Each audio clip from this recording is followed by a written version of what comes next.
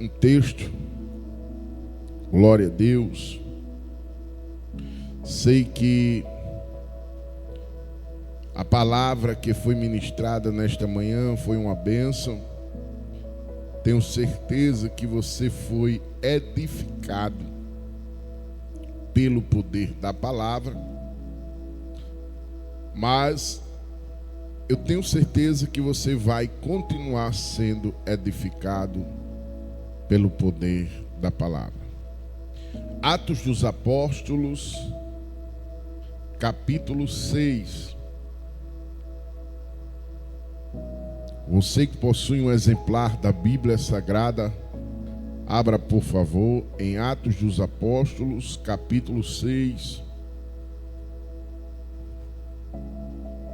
Eu quero ler apenas 2 versículos da palavra de Deus. Glória a Deus. Atos dos Apóstolos, capítulo 6, versículo 4 e o versículo 7. Escrito está: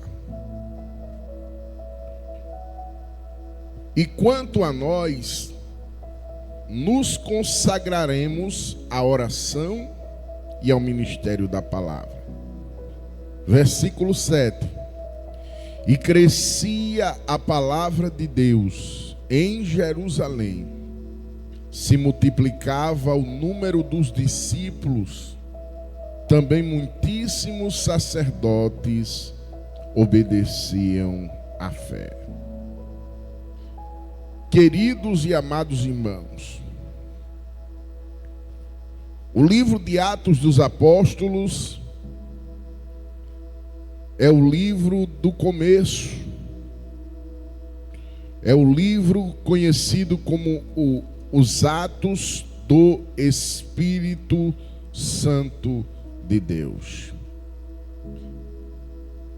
E eu falo do começo porque o livro de Atos ele é tido por nós como o 5º evangelho.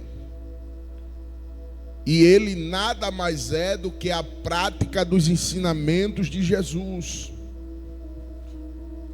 Porque Lucas, o escritor deste livro, foi o doutor e médico Lucas, doutor teólogo, que aprendeu o evangelho aos pés do apóstolo das missões, o apóstolo Paulo.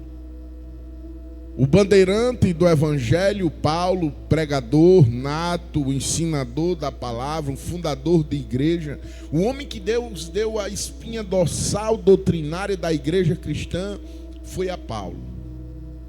E Lucas aprendeu aos pés de Paulo. E é bem verdade que ele já começa dizendo que este livro, ele é nada mais é do que, ele diz assim: fiz o primeiro tratado, ó Teófilo, acerca de tudo que Jesus começou, não só a fazer, mas a ensinar. Queridos e amados irmãos, Atos dos Apóstolos, como vocês bem sabem, é o 5º evangelho, é a prática dos ensinamentos de Jesus. E queridos, ele tem por sua vez tratado os atos do Espírito Santo de Deus. E Jesus começou a fazer e a ensinar, e nos ensinou muita coisa. E nós sabemos que Atos dos Apóstolos, ele é, o que aprendemos nesse livro é a obra do Espírito Santo através da igreja primitiva.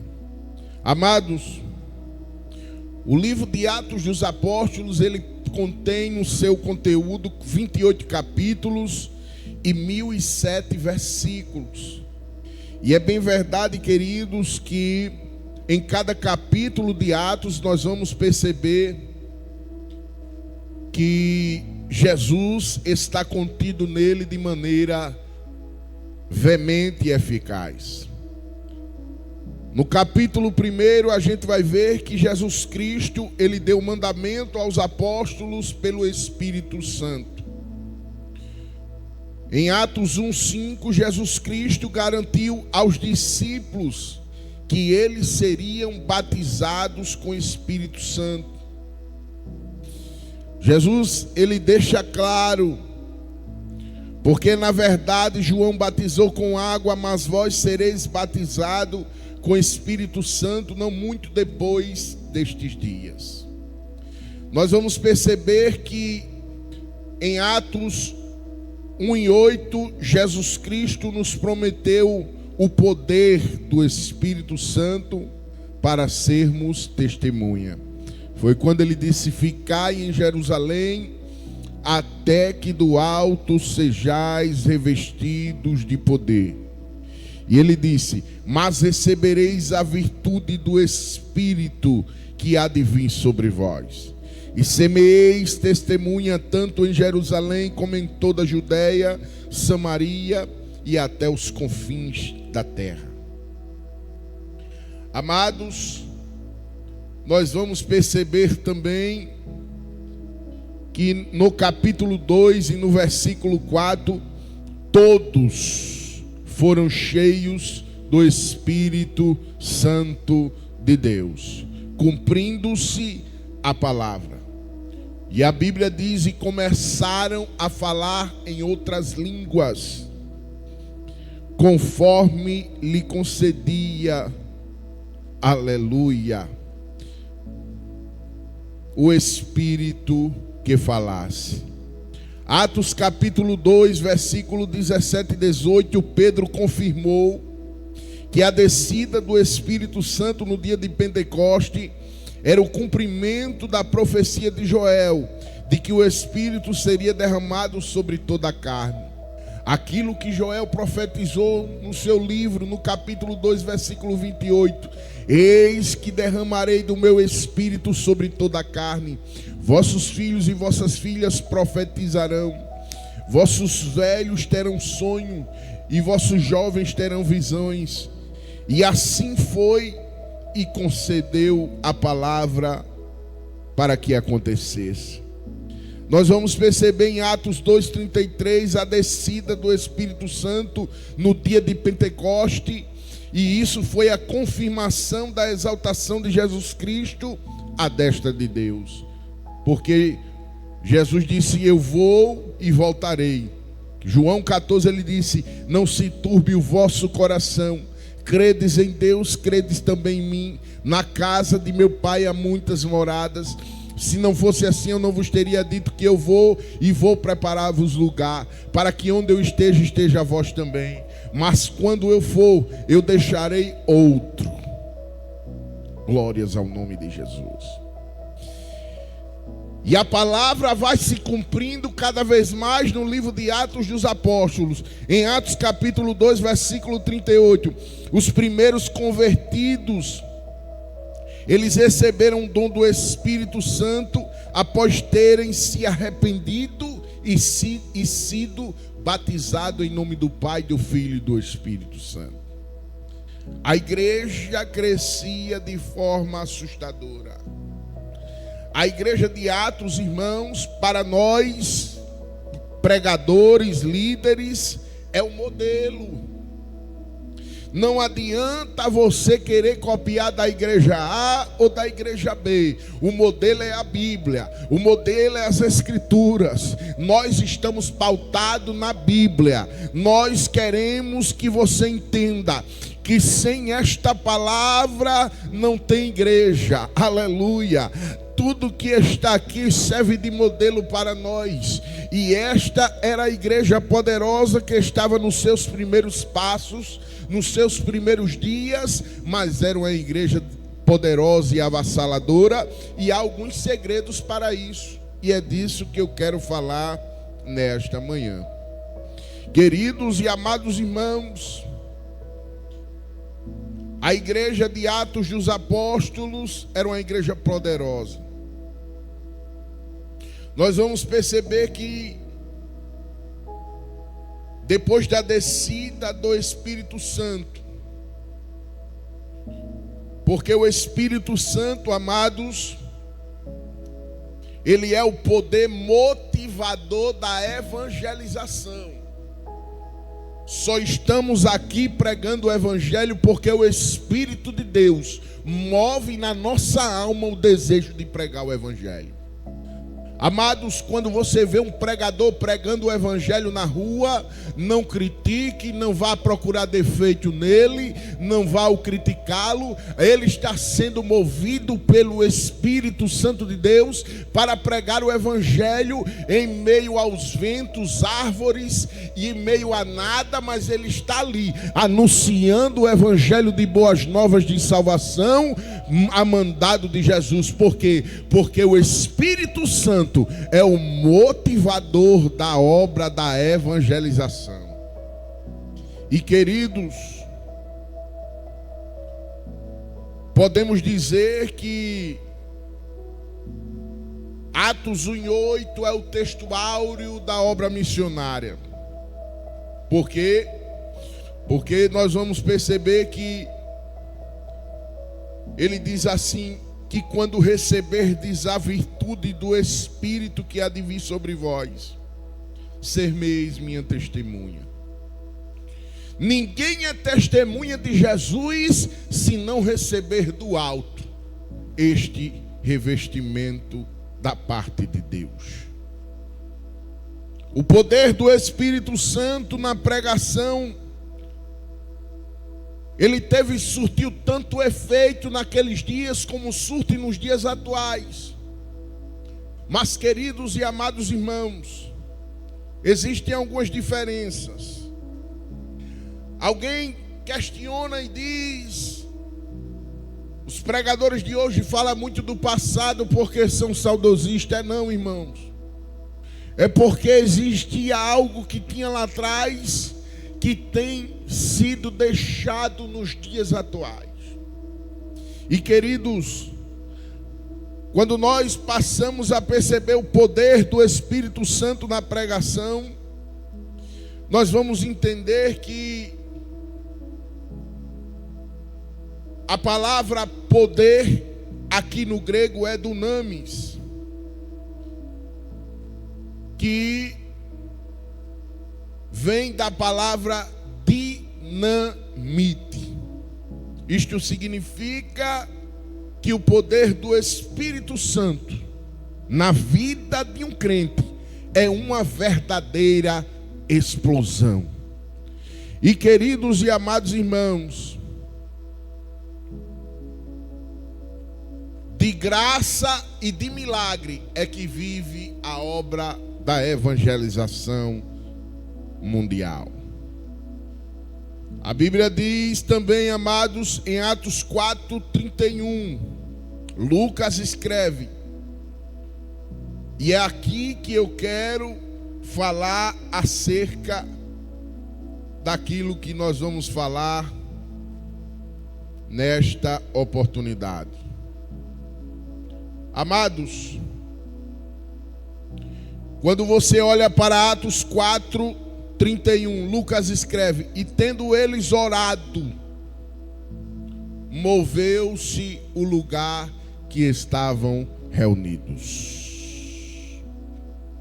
Em Atos 4:33, a Bíblia afirma que os apóstolos, eles davam com grande poder testemunho da ressurreição do Senhor Jesus, e todo neles havia uma abundante graça. Aleluia, glórias ao nome de Jesus. Porque havia desejo dos apóstolos só pregar sobre Jesus, anunciar o testemunho de Jesus, o que Jesus fez, o que Jesus anunciou, o que Jesus pregou, o que Jesus havia feito, e muitas almas se convertiam, e a Bíblia diz que muitas almas havia temor, e é disso que eu quero falar nesta manhã, amados. Nós vamos perceber em Atos no capítulo 6 e versículo 8, a palavra de Deus afirma que Estevão era cheio de fé e de poder, e operava prodígios e maravilhas. Nós vamos perceber na primeira carta de Paulo aos Coríntios, no capítulo 2, versículo 4 e 5, reconhecendo a grande importância do poder do Espírito Santo na evangelização, Paulo diz: a minha palavra e a minha pregação não constitui em palavras persuasivas de conhecimento humano, mas em poder de Deus, em demonstração do Espírito Santo de poder. Queridos e amados irmãos, Paulo, escrevendo a primeira epístola aos Tessalonicenses, no capítulo 1, versículo 5, Paulo cita esta mesma fórmula na evangelização de Tessalônica, dizendo: porque o nosso evangelho não foi a vós somente em palavras, mas também em poder e no Espírito Santo, e em muita certeza, como sabeis, a qual fomos entre vós e por meio de vós, através do amor, da palavra, da graça e do poder do Espírito Santo de Deus. Era isso que movia aquela igreja. E queridos e amados irmãos,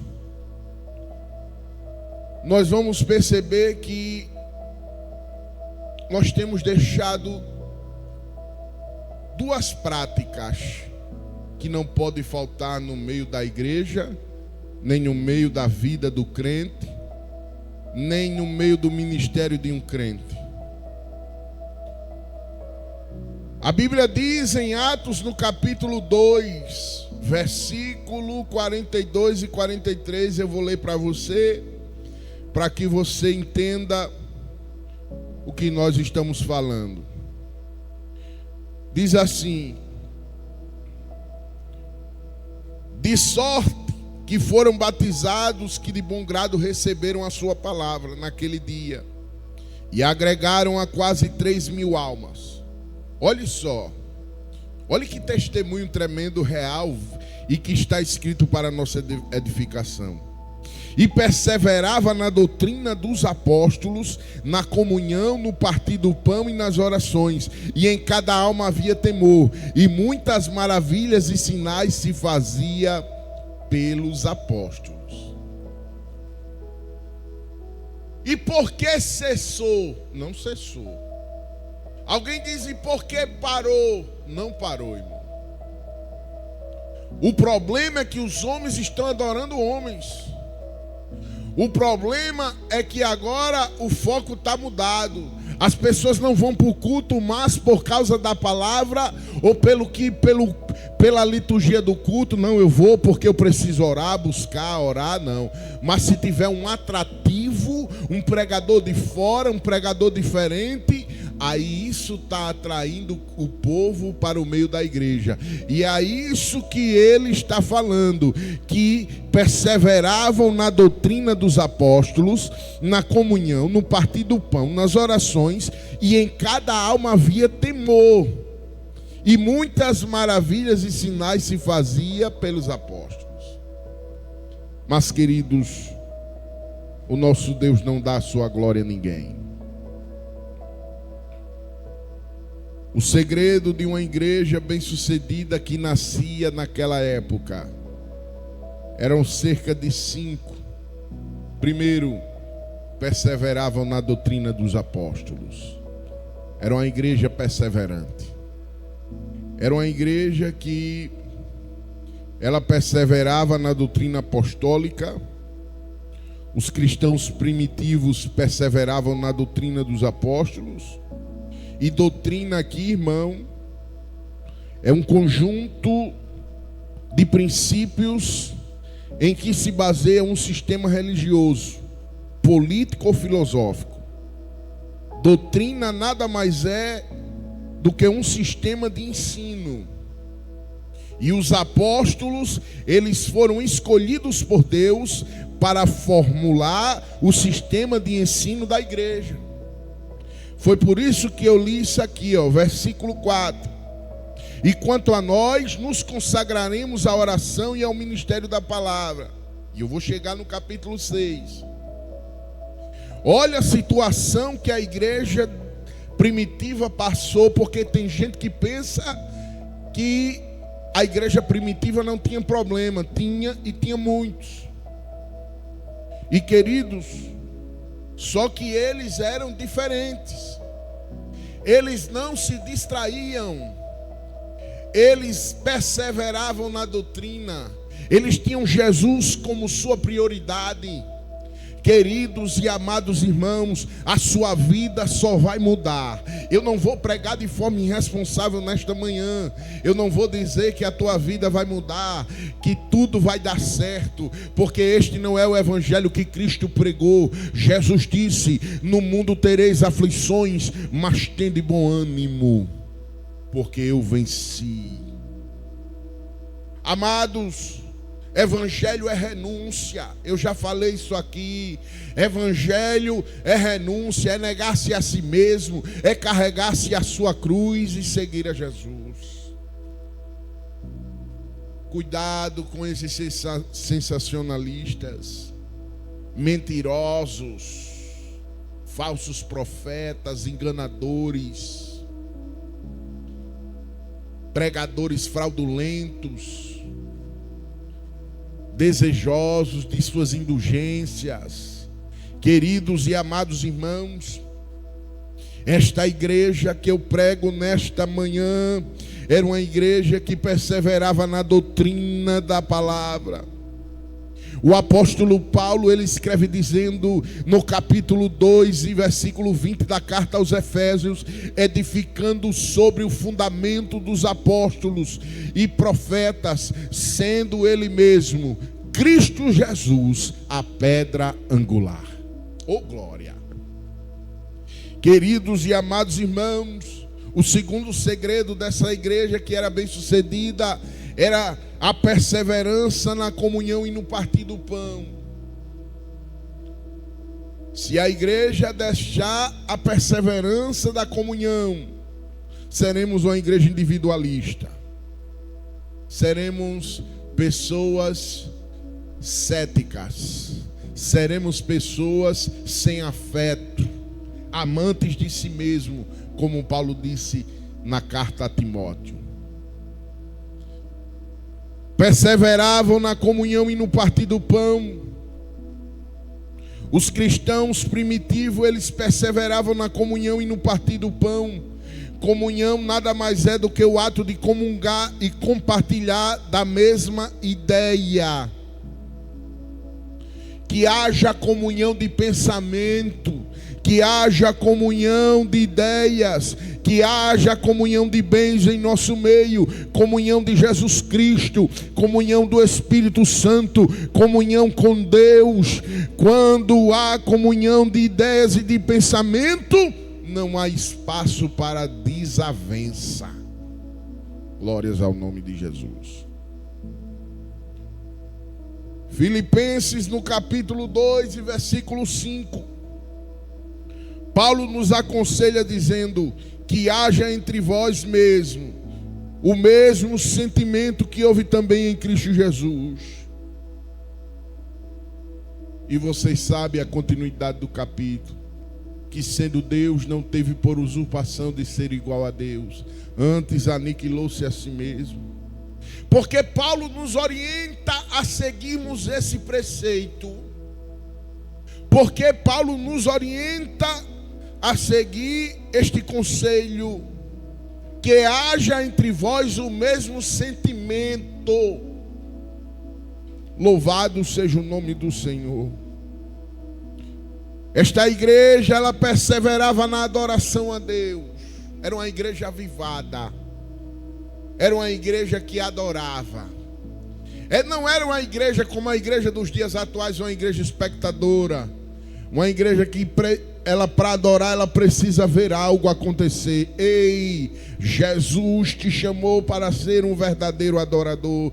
Esta igreja que eu prego nesta manhã era uma igreja que perseverava na adoração a Deus.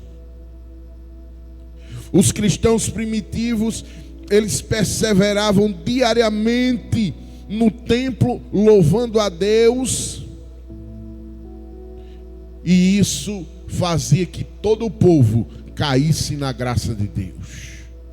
E Deus derramava do seu poder no meio do povo. E a Bíblia diz que todos os dias acrescentava o Senhor à igreja aqueles que se havia de salvar, conforme Atos 2:47. Amados, todos os dias havia salvação de almas na igreja primitiva. Hoje, se aceita Jesus uma alma, ninguém faz nem caso. Glórias ao nome de Jesus. A pessoa vem para o altar chorando, se quebrantando, dobra o joelho. Muitas das vezes ninguém nem chega perto. Olha, e parece que não aconteceu nada. Mas essa igreja, a palavra de Deus, eles perseveravam na adoração. E daí o Senhor, Ele acrescentava. Todos os dias havia salvação de almas. Todos os dias havia salvação de alma. Meus amados e queridos irmãos, mas para tudo isso que eu falei acontecer, para tudo isso que eu falei ser visto, havia duas coisas importantes que não faltavam naquela igreja. A primeira era o que está no versículo que nós lemos, versículo 4. E quanto a nós, nos consagraremos à oração. Aquela igreja, ela perseverava na oração. Aquela igreja, ela perseverava na oração. Os cristãos primitivos, eles perseveravam na oração, conforme Atos 2:42. E é bem verdade, queridos, que a perseverança é nada mais do que o ato de persistir, o ato de buscar daquilo que nós almejamos. E eu louvo a Deus, irmãos, porque Jesus falou disso em Mateus, no capítulo 7. Nós vamos perceber que o nosso Cristo Jesus, Ele fala acerca da oração quando Ele diz: pedi, pedi, abri-se-vos-á. Glória a Deus. Batei e abri-se-vos-á. Jesus, Ele sabia muito bem, irmãos, o critério que Ele havia nos dado. Mateus 7:7. Pedi e dá-se-vos-á. Buscai e acharei. Batei e abri-se-vos-á. Pois todo que pede recebe, e o que busca encontra. E a quem bate abrir-se-lhe-á. A qual dentre vós é homem que, se porventura o filho lhe pedir um pão, lhe dará uma pedra? Ou se lhe pedir um peixe, lhe dará uma cobra? Veja o que Jesus fala, como ele é veemente acerca do poder da oração. Ora, se vós que sois maus, falando acerca de nós, se vós que sois maus, sabeis da boa dádiva ao vosso filho, quanto mais o vosso Pai que está no céu dará boas coisas aos que lhe pedirem. Era uma igreja que perseverava na oração, irmãos. E aqui os apóstolos estão falando acerca de não abandonar o ministério da oração, porque eles sabiam que tudo que eles tinham conquistado, tudo foi pelo ministério da oração.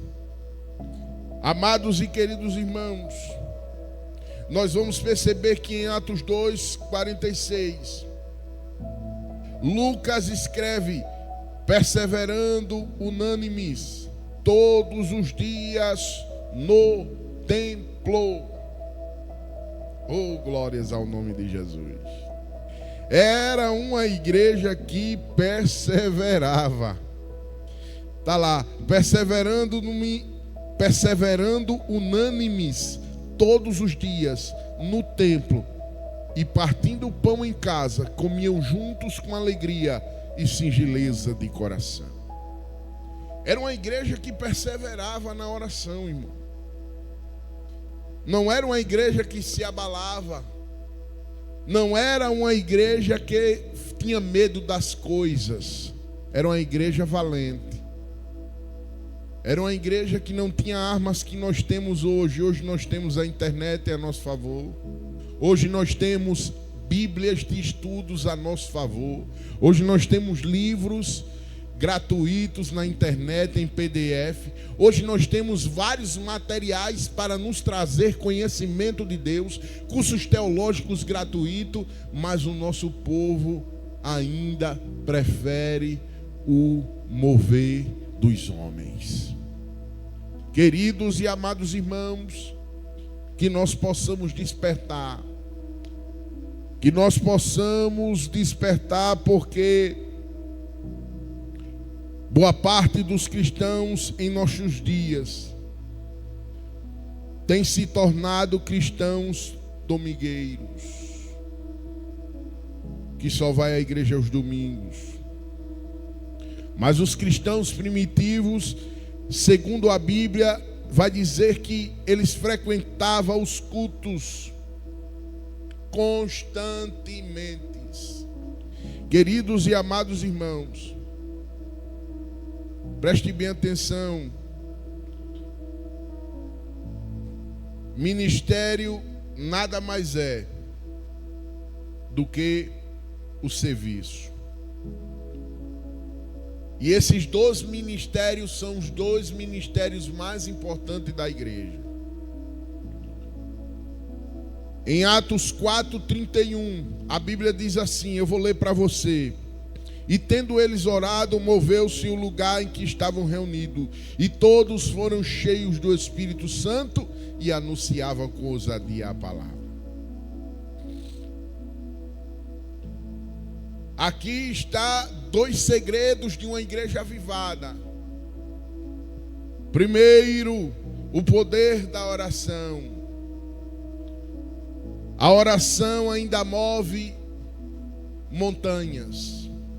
A oração ainda faz Deus sair do trono. Queridos e amados internautas, eu não sei o que você tem vivido, mas deixa eu explicar uma coisa. O cristão, ele tem na sua vida dois ministérios que não podem sair de dentro do seu coração, da sua vida, da sua caminhada, do seu chamado.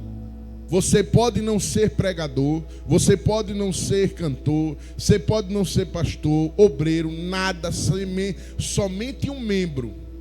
Se você é um membro em Cristo Jesus, essas duas coisas não podem faltar na sua vida. Dois ministérios que Jesus te incumbe de nunca ser deixado de lado na sua vida. Qual é, pregador? Amados, nós vamos perceber, deixa eu explicar primeiro o que é ministério. No cristianismo, o ministério nada mais é do que um serviço a Deus. Porque quando se fala de ministério, alguém pensa logo em cargo eclesiástico, e não é isso. Na igreja evangélica, o ministério pode ser entendido como um papel ou uma posição de liderança, como pastor, diácono. Mas ministério, irmão, é serviço a Deus. E queridos, entenda uma coisa: o ministério ele deve ser realizado na nossa vida com amor, humildade e de coração. E esse ministério que Deus nos deu, o ministério da oração. Como assim, pregador? Deus me deu esse ministério. O crente que não ora, ele peca, irmãos. Entenda nesta manhã, Deus lhe concedeu dois ministérios que não podem faltar na sua vida. O primeiro é o ministério da oração. Por quê? Porque a oração vai te dar poder. A oração vai te dar resposta. A oração vai te fortalecer. A oração vai te revestir de autoridade. A oração vai te dar autoridade contra os demônios, contra aquilo que te cerca de mal. Você só terá autoridade se você tiver uma vida de oração. E entenda uma coisa, queridos e amados irmãos, a Bíblia diz que, tendo eles orado, moveu-se o lugar em que estavam reunidos. Só pode mover-se o lugar, só pode mover-se a pedra, só pode mover-se isso que está travado na tua vida, quando tu colocar nos pés do Senhor através da oração. A oração é um serviço que não pode faltar na sua vida. Se você parou de orar, eu te aconselho, volte a orar de novo. Está com vida? Faz assim. Está respirando? Fala. Você consegue falar? Oração é falar com Deus. Então volte à oração. Aleluia. E Paulo nos recomenda dizendo em 1 Tessalônica 5,17: orai sem cessar.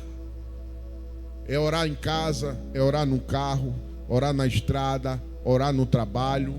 Você não precisa fazer como os hipócritas, e Jesus falou sobre isso, que andam em praças levantando as mãos e orando em voz alta para que seja reconhecido pelos homens. Não.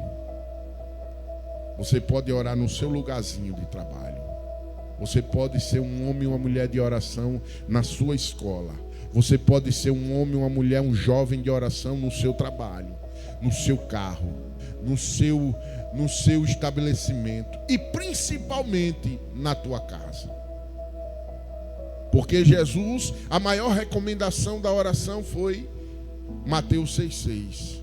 Quando Jesus disse: entra no teu quarto e ora em secreto, e o Pai que vê em secreto te recompensará publicamente.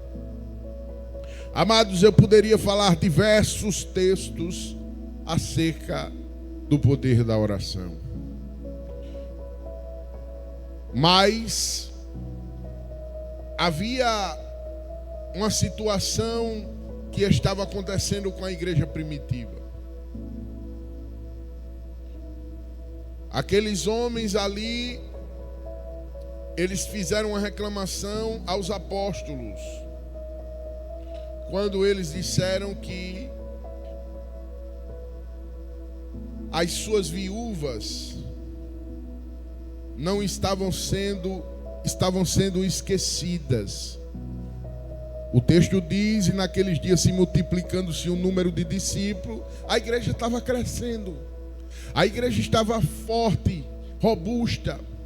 Então recorreram para os apóstolos dizendo que as suas mulheres estavam sendo esquecidas. E aí Pedro toma a vez e diz: não é bom que deixemos o ministério da oração e o segundo ministério, o ministério da palavra. Glórias ao nome de Jesus. Amados, olha o que ele diz: e quanto a nós, nos consagraremos à oração e ao ministério da palavra.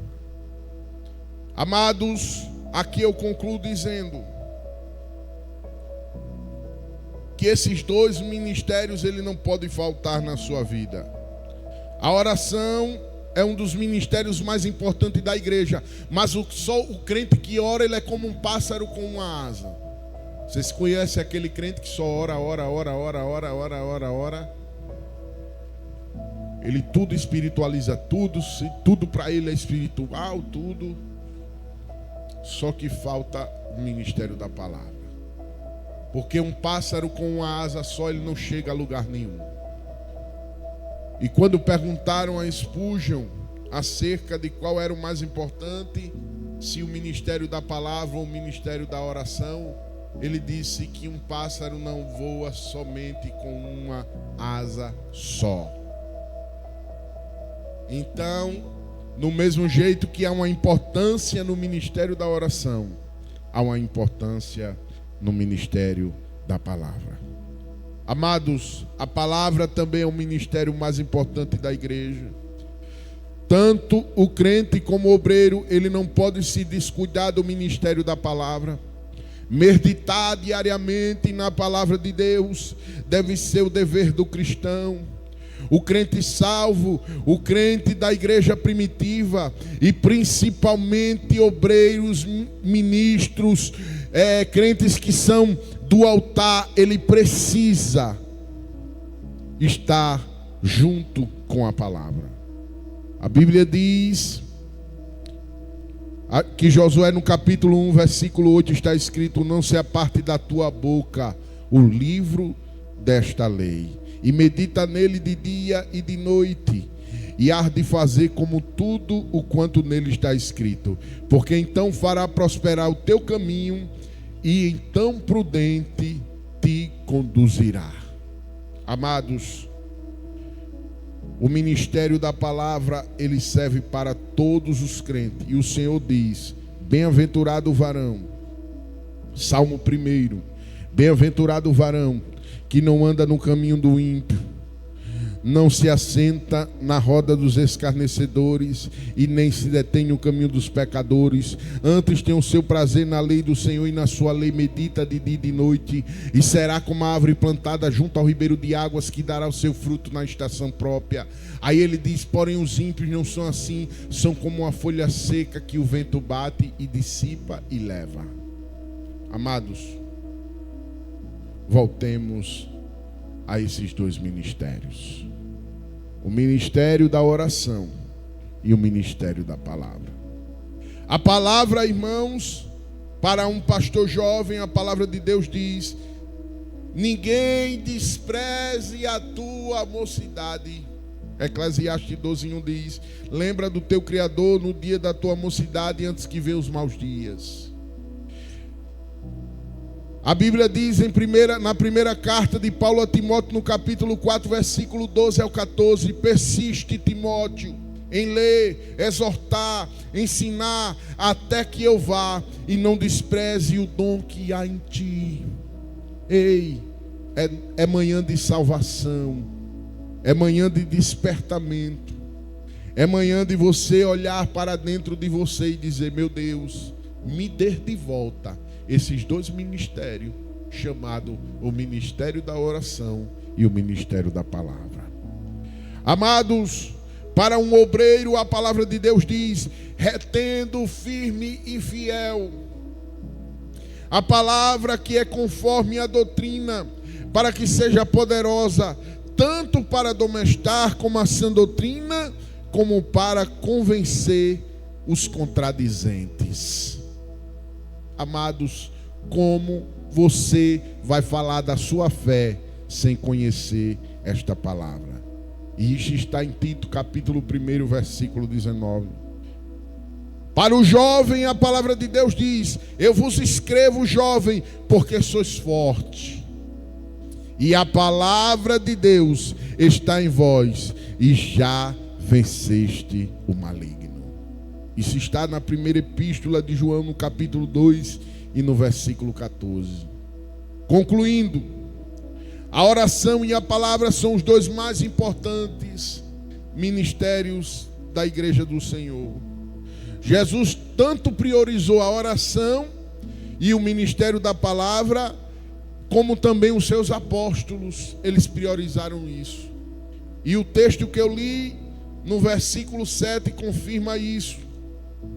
Versículo 7: e crescia a palavra de Deus em Jerusalém, e se multiplicava muito o número dos discípulos, de grande parte, que até os sacerdotes obedeciam à fé. Amados, eu vou orar por você. Eu quero louvar a Deus pela sua vida. Eu quero dizer a você que volte à prática da oração. Volte à prática da palavra. Ninguém é ninguém sem o poder da oração e sem o poder da palavra. Nós precisamos desses dois ministérios na nossa vida. Tem muita gente querendo ser presbítero, diácono, auxiliar, querendo ter esse ministério eclesiástico, e esquece dos dois ministérios mais importantes, que é o ministério da oração e o ministério da palavra. Amados, eu quero orar por você. A igreja em nossos dias, ela deve também priorizar esses dois importantes ministérios. E o resultado desses ministérios juntos, você sabe qual é? É a multiplicação de sinais, é livramentos, é milagres, é convenções. Que Deus continue abençoando a tua vida, a tua história, o teu ministério. Se quiser aceitar a Cristo como Salvador, coloque no chat aí, eu aceito. Eu quero orar por você. Estenda a tua mão, coloca no teu coração, onde você estiver. Se você estiver num carro dirigindo, só escute. Mas se ligue a sua mente ao céu agora. Eu vou orar por você. Glória a Deus. Maravilhoso Deus e eterno Pai. Em nome de Jesus. Obrigado, meu Deus, pela tua palavra. Obrigado, meu Deus, pela tua graça, pela tua compaixão, pelo teu amor. Obrigado, meu Deus, pelos internautas que estão conectados conosco. Obrigado, meu Deus, por tudo que o Senhor tem feito através do nosso meio, Pai. Obrigado, meu Deus, pelas maravilhas, prodígios, milagres que eu posso contemplar pelos olhos da fé. Meu Deus, libertação, cura. Tu sabes a necessidade do teu povo. Meu Deus, nesta hora eu te agradeço pela tua palavra, que é viva e eficaz, mais penetrante do que qualquer espada aguda de 2 gumes, e penetra até a divisão da alma e do espírito, entre as juntas e medulas,